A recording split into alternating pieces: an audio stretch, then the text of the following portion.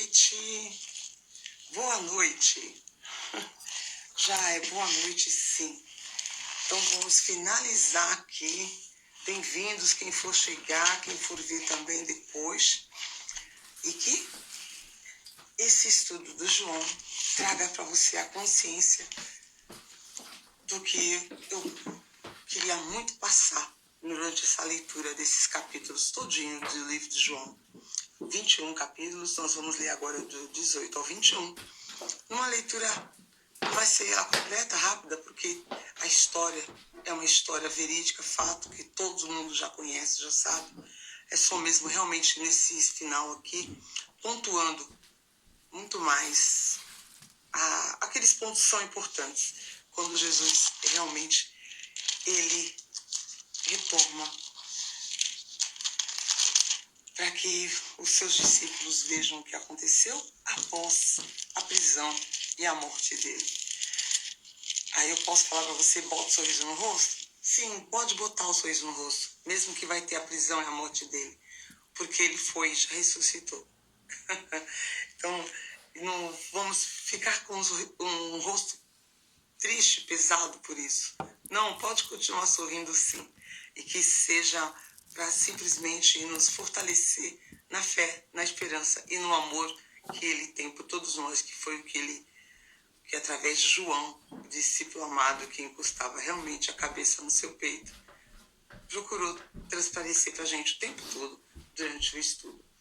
Então, no capítulo 18 de João, a prisão de Jesus, depois de tudo aquilo que ele falou, de ter dito todas as coisas, saiu Jesus com seus discípulos para o outro lado do ribeiro de Cedron, onde havia um horto, no qual ele entrou, ele e os seus discípulos. Judas o traía. Ele conhecia aquele lugar, porque Jesus se reuniria ali muitas vezes com os seus discípulos. Então você lembra que na live anterior eu falei de tudo que ia acontecer, né? Nós já sabemos, vocês que acompanham, claro, também já sabem que foi dito que ele ia ser traído, que o outro, que era Pedro, ia negá-lo, como ele disse, como ele falou, durante 3 vezes antes do galo cantar, enfim. A história que muitos veem, sabem, e mesmo assim ainda não conseguem entender. Passando disso, ele realmente é preso, é interrogado, ele se apresenta quando eles vão lá, quem é Jesus? Eles perguntam, quem que você busca? Buscamos quem é o Jesus. Ele fala, sou eu. Ele não foge não, porque já era chegada a hora. Já foi chegada a hora e ele se apresenta.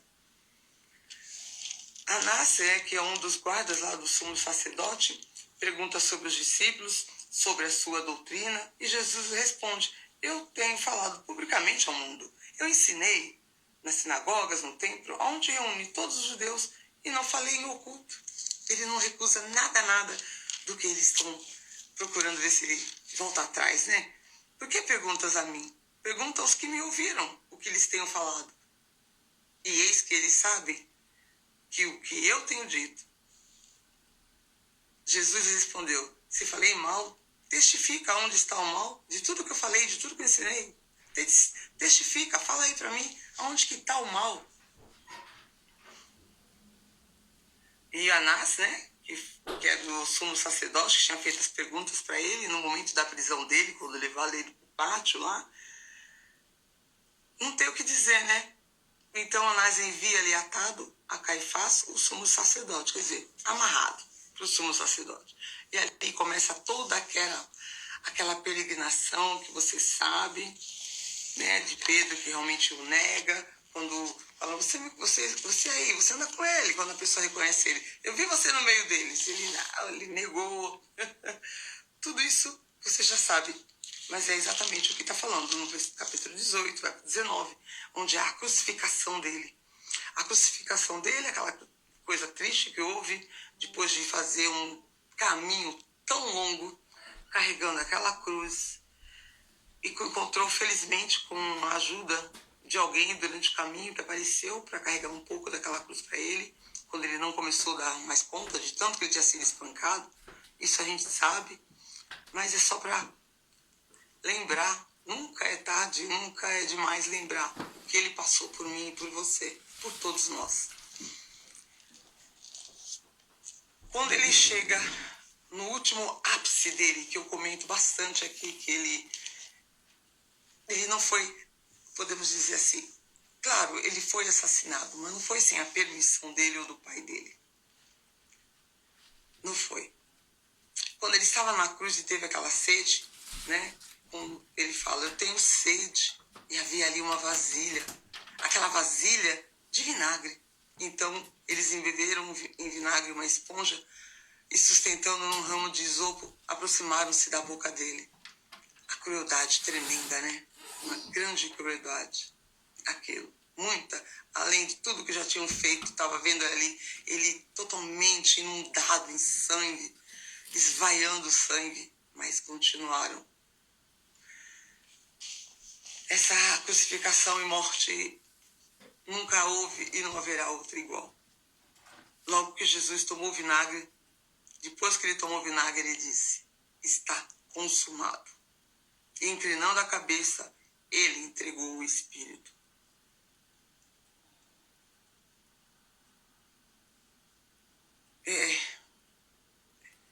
Eu estou lembrando aqui quando foi que eu vi o filme e depois de tantos anos que eu assistia, toda aquela religiosidade, todos os anos a gente assistia a Sexta-feira da Paixão, o filme de Jesus na crucificação.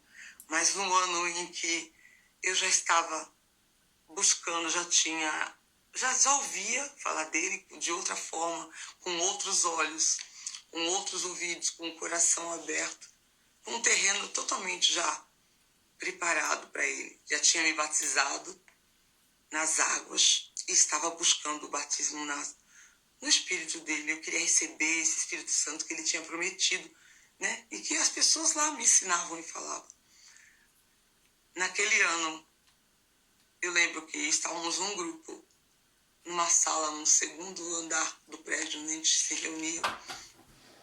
E aí a gente assistiu o filme, tudo de novo, né? A Paixão de Cristo. Naquele dia, eu vi o filme com outro olhar.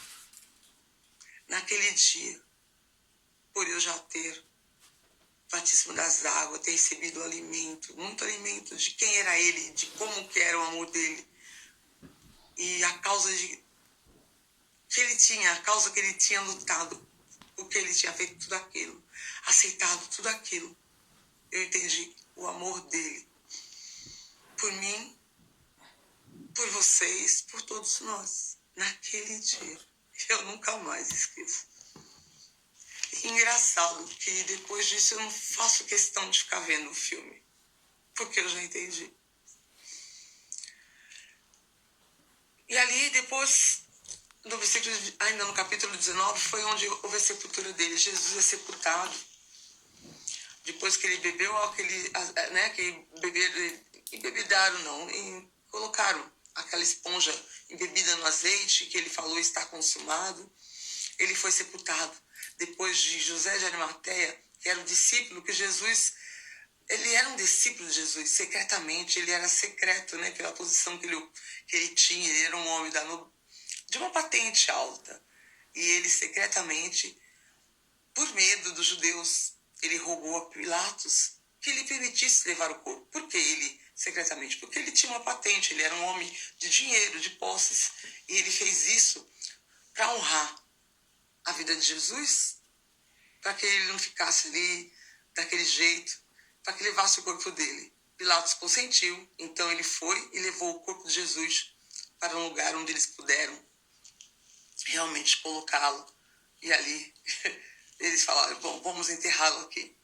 Tomaram, pois, o corpo de Jesus e o envolveram em lençóis com especiarias aromáticas, segundo era de costume, naquele lugar onde fora, e no lugar onde fora crucificado havia um horto, e nele um sepulcro novo, no qual ninguém ainda fora posto.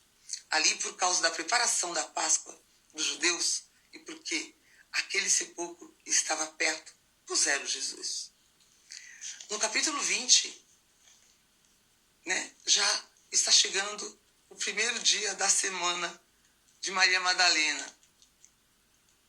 no primeiro dia da semana, Maria Madalena ela vai de madrugada, quando ainda estava escuro, ao sepulcro, porque ele foi sepultado numa sexta-feira. Aí, no primeiro dia da semana, que é o domingo, né? Ela estava ali no escuro, no sepulcro, viu a pedra tirada do lugar. Ela ficou surpresa, né? O que será que houve? O que ocorreu? Então, correu, foi até Simão, Pedro e a outro discípulo, aquele que Jesus amava, e lhes disse: levaram dele do sepulcro e não sabemos onde o colocaram. Não sabemos. Viram correndo lá juntos para outro lugar, o mais rápido, e Pedro chegou primeiro ao sepulcro e abaixou-se para olhar. Viu os lençóis colocados ali, que estavam no chão, mas ele não entrou. Logo atrás dele chegou Simão Pedro, viu os lençóis também colocados no chão, o sudário, enfim, toda aquela vestimenta que tinham colocado nele. Porque ainda eles não tinham entendido a escritura. Fala bem isso no versículo 9 do capítulo 20. Eles ainda não tinham entendido que era necessário que ele ressuscitasse dos mortos. Ele falou que ele ia, que ele voltava, mas eles precisavam ainda disso. Eles precisavam de poder ver, de poder vê-lo. Aí Jesus aparece para Maria Madalena. Ele aparece para ela. No versículo 11 do capítulo 20, fala assim: Maria, porém, estava chorando junto ao sepulcro. Enquanto chorava, inclinou-se para olhar para dentro do sepulcro.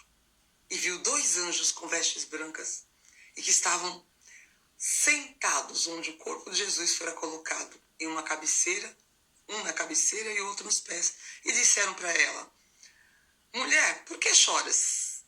Por que choras? Ela disse: porque levaram meu Senhor e eu não sei onde o colocaram. Ela queria saber onde estava o corpo dele, do Senhor dela. Tendo dito isso, virou-se e viu Jesus, que estava ali, mas não sabia que era Jesus. Não sabia. Disse-lhe Jesus: mulher, por que choras? A quem buscais? Ela, pensando que ele era o jardineiro daquele lugar, do sepulcro, né? Do cemitério, digamos assim, disse-lhe: Senhor, se tu o levaste, diga-me onde colocou e eu o levarei. Ela queria tomar conta, né, do corpo dele, colocar num lugar que eles pudessem tomar conta. Aí disse-lhe Jesus: Maria! Ela, voltando-se, disse: Rabone? Que quer dizer mestre, né? Seria o rabi também, mas Rabone. Disse-lhe Jesus: solta-me, porque ainda não subi para meu Pai, mas vai a meus irmãos e dize-lhes: subo para meu Pai e vosso Pai, para meu Deus e vosso Deus. Né? Ela com certeza ficou muito surpresa e satisfeita. Foi então Maria Madalena anunciar aos discípulos as novas de que tinha visto o Senhor e que ele dissera essas coisas. Então ela apareceu com os discípulos, ela contou o que tinha visto. Tendo dito isso, mostrou-lhe as mãos. Bom, Jesus ele teve que aparecer, deixa eu falar isso para vocês aqui. Ele teve que aparecer, né? Eles estavam todo mundo lá reunido, naquele primeiro dia da semana, as portas fechadas, no lugar onde eles sempre se reuniam por medo dos judeus. Aí veio Jesus até eles e fala, né? Paz seja convosco, a paz seja convosco, fiquem em paz. E tendo dito isto, mostrou-lhes o lado onde ele tinha sido ferido, né? Do lado lá, no ventre. E os discípulos, então, vendo que era o Senhor, regozijaram-se nele. E Jesus outra vez disse para eles: Pai seja convosco. Como o Pai me enviou, assim também eu vos envio.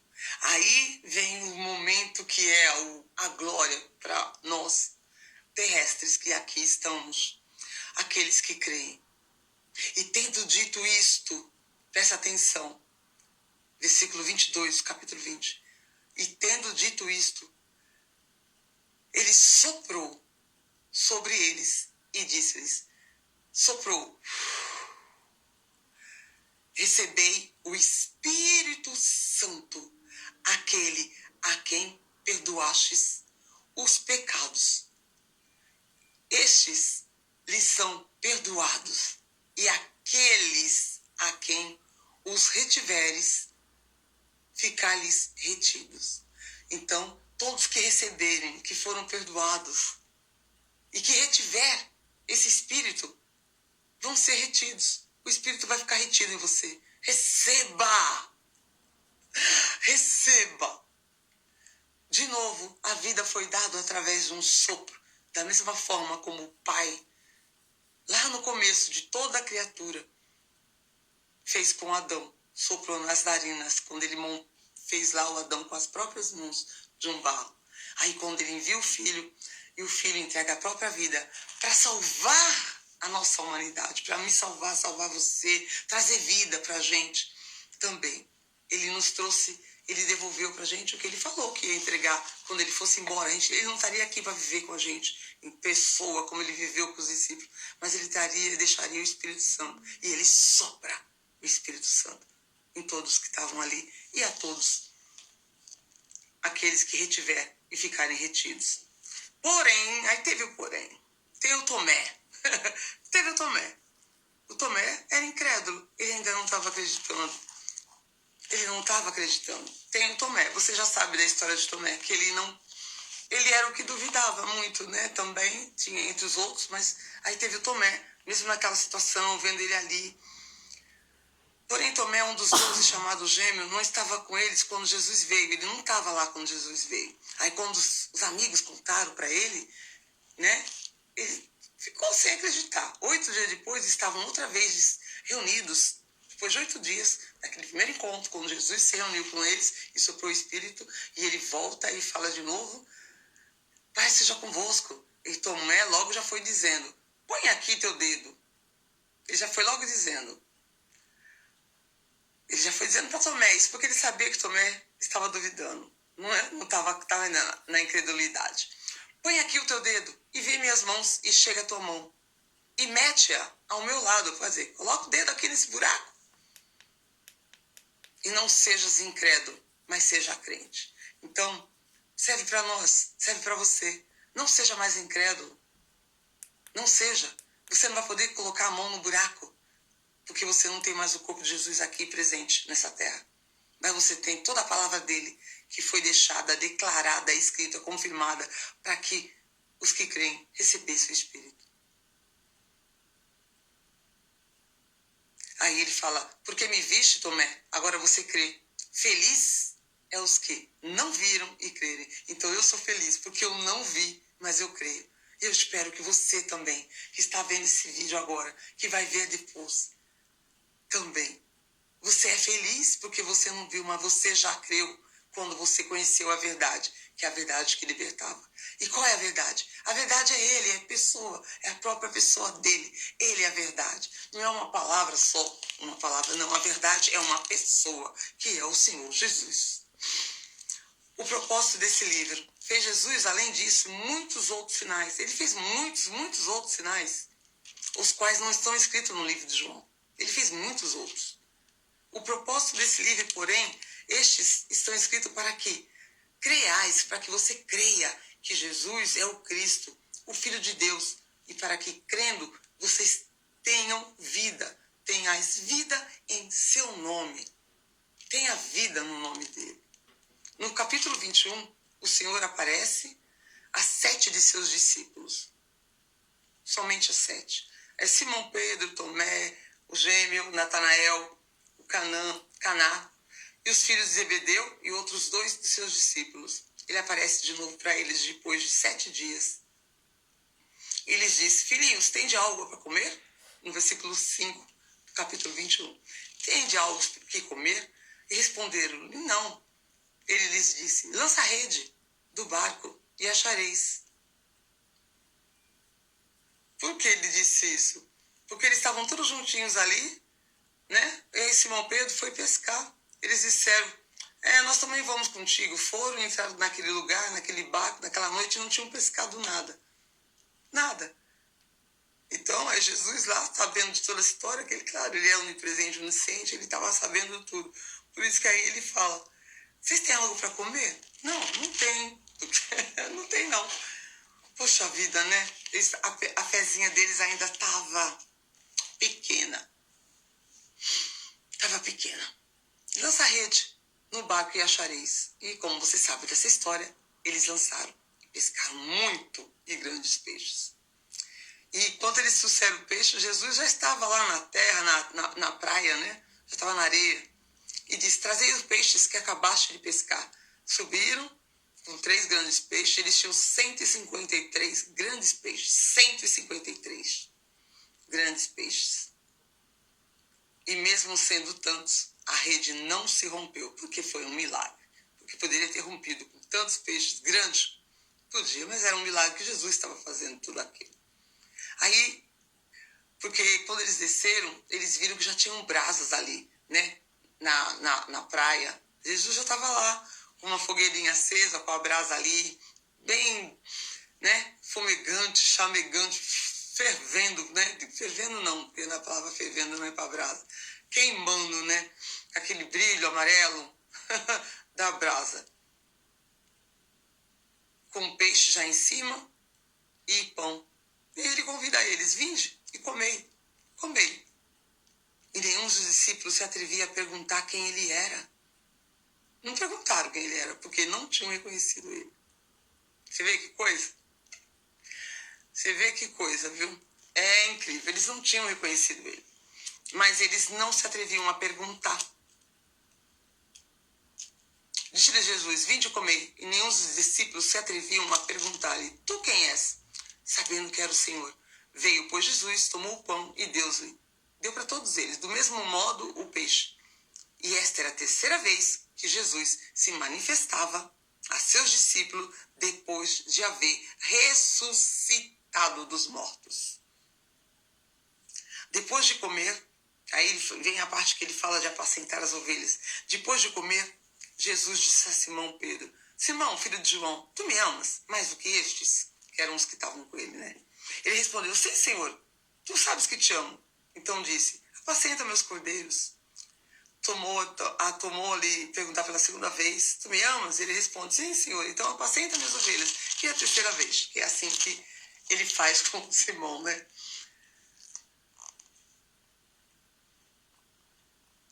Então ele diz, em verdade eu te digo, quando eras mais jovem, te cingias a ti mesmo, e ias aonde querias, mas quando já estiveres velho, estenderás tuas mãos, e outro te cingirá e te levará para onde tu não queres. Ele disse isso dando a entender com que morte havia de glorificar a Deus. E tendo dito isso, acrescentou, segue-me, segue-me. O discípulo amado, voltando-se, Pedro viu que o seguia, o discípulo a quem Jesus amava demais, né? Já sabe. O mesmo que na ceia recostara em seu peito, ele dissera, Senhor, quem é que lhe há de trair? Ele perguntou isso, né? Quando Pedro viu, disse a Jesus, Senhor, e quanto a este? E quanto a este? Jesus disse, se quero que ele fique até que eu venha, que te importa? Segue-me tu. Espalhou-se então este dito entre os irmãos, de que aquele discípulo não morreria. Porém, Jesus não disse que ele não morreria. Ele só falou, deixa ele, até que eu volte. Era o Judas, né?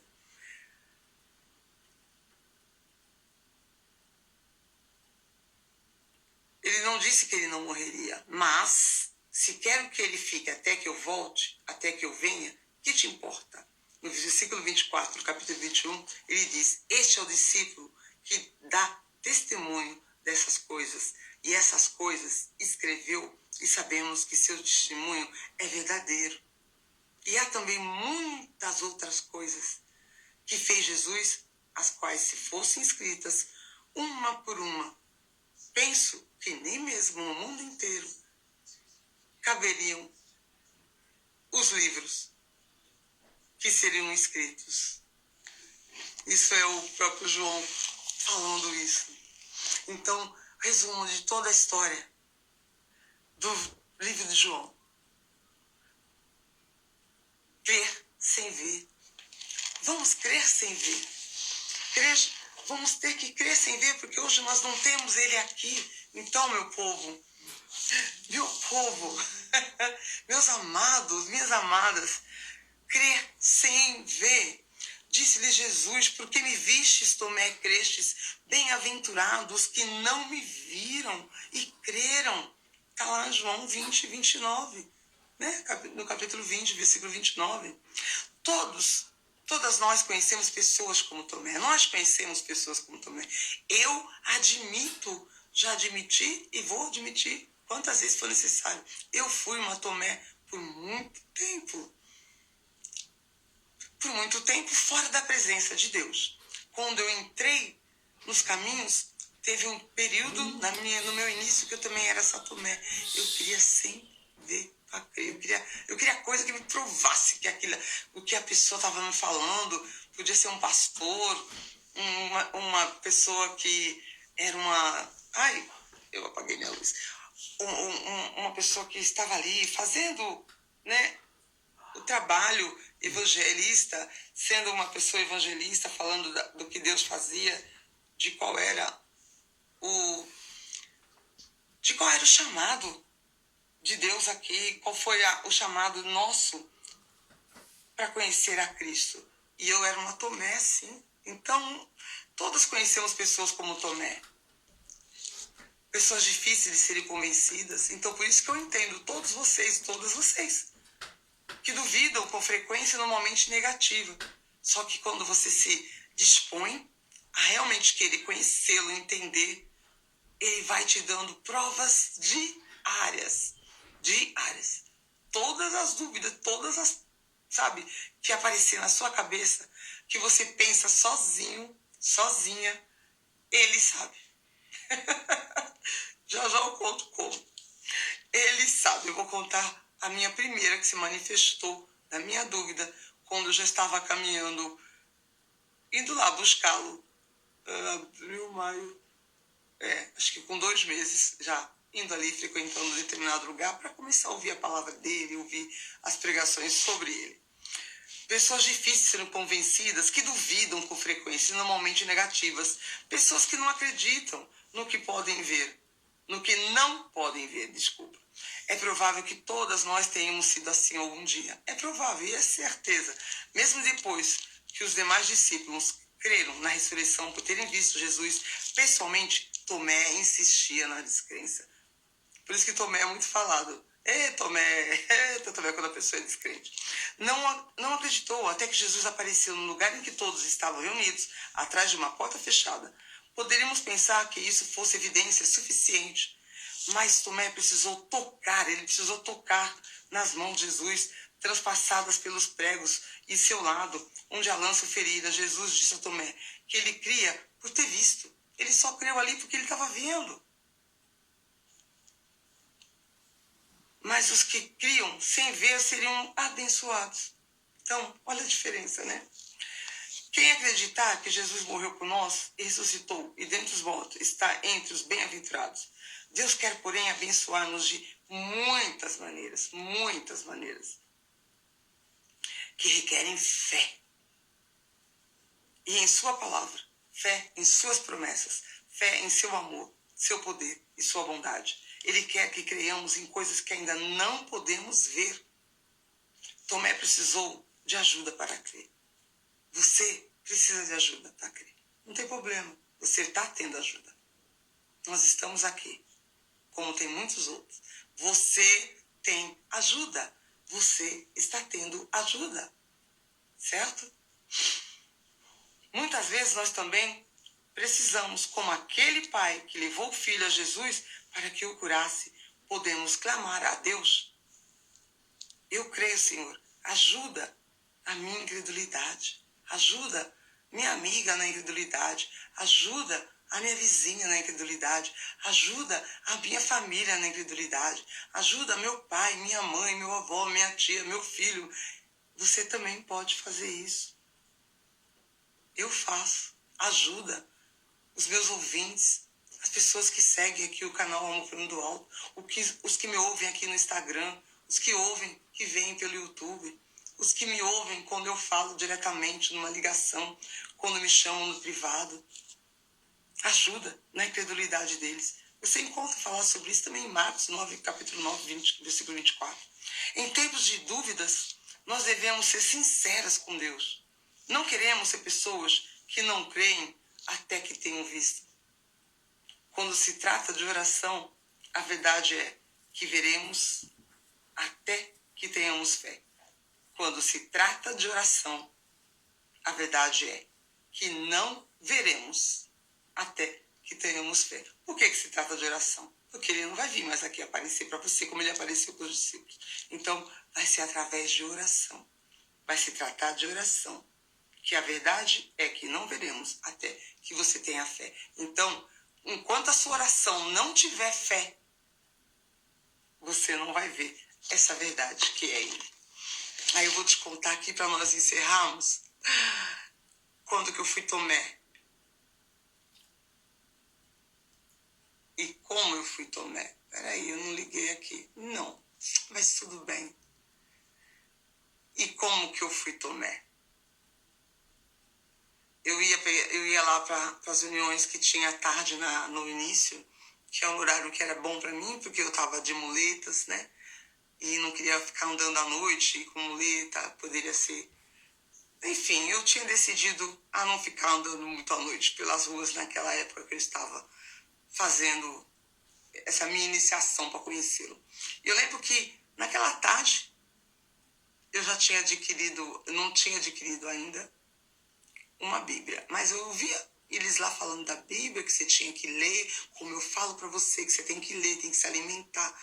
Aí eu lembro com você agora, eu estava indo para aquele local, para aquele encontro que nós teríamos à tarde, e eu falava assim no meu pensamento, só eu, sozinho, não estava com ninguém. Ai, como esse povo é bobo, né? Mas ali eu ia porque eu gostava do ambiente, sabe? Eu me sentia tranquila, com paz. E eu pensava comigo, sozinha, gente, perante a Jesus, eu falo para vocês. Esse povo é bobo, fica acreditando em palavras escritas.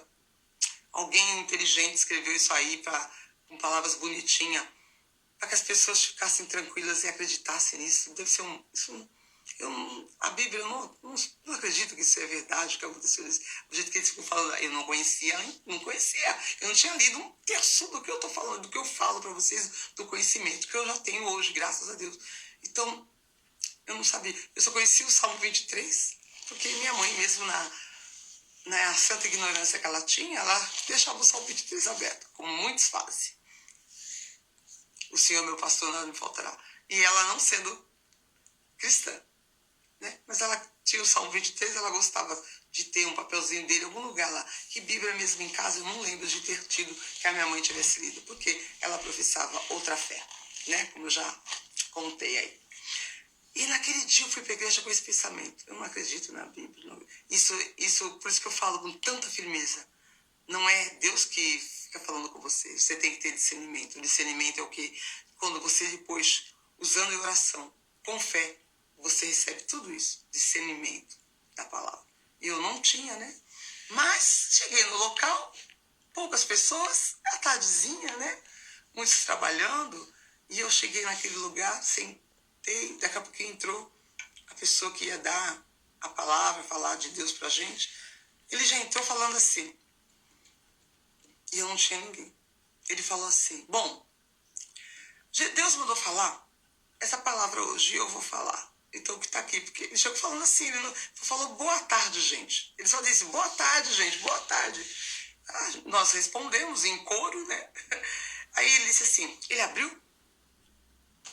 E abriu, por isso que eu digo que o livro de Isaías é um dos meus livros, um dos meus favoritos do Antigo Testamento. É Isaías. O profeta Isaías. É um dos, mas eu gosto muito realmente. Foi Isaías que ele abriu e falou, se o que está escrito aqui for mentira, aquilo e aqueles que não está deixando essa pessoa entender, porque ela não acredita nessa palavra que está aqui na minha mão. Ele punha a Bíblia para alto. Ali eu já abri meu olhão, que é grande, já abri mais ainda. Eu olhei para os lados, todo mundo estava tranquilo, só eu que estava ali, eu estava atentíssimo. Falei, nossa, Eu não comentei com ninguém, não tinha ninguém perto de mim, eu não falei alto, nada. Eu estava só em pensamento, que eu não acreditava. Então, a partir de hoje, eu vou ler isso aqui, essa palavra. E se isso for verdade, o que não está deixando ela escutar, ela entender e ela aceitar essa verdade, esse mal que está no ouvido dela, porque no mundo jaz o maligno, né? Hoje eu sei. Ele vai sair da mente, do coração dela e do lado dela, parar de soprar que é mentira. Eu olhei para um lado, olhei para o outro, falei, meu Deus, eu não acredito, mas eu não contei para ninguém. Ali, naquela tarde, ele falou, se o que todo joelho se dobrará e toda língua confessará que eu sou, que o Senhor é Deus. E ali, pela primeira vez na minha vida, foi onde fez assim, é como se tivesse realmente saiu algo para destampar o meu ouvido. Entrou o desejo que eu falei, pessoas que estavam ao meu redor, não tão próximas, mas estavam mais, não tinha tanta gente. Uma mulher deu um grito, eu vi que era uma senhora que deu um grito.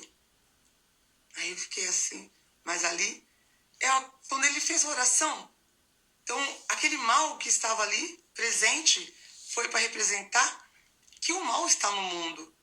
As manifestações existem e as pessoas manifestam. Eu, graças a Deus, nunca tive nenhuma.